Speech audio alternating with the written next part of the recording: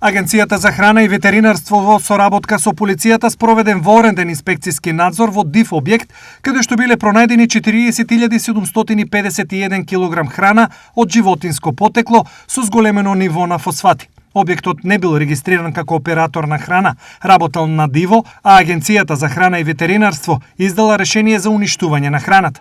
Дополнително во дворот на дивиот магазин од страна на МВР запленето е превозно средство комбе во кое се пронајдени 360 килограми небезбедни сувомесни и кондиторски производи, кои исто така се нештетно уништени.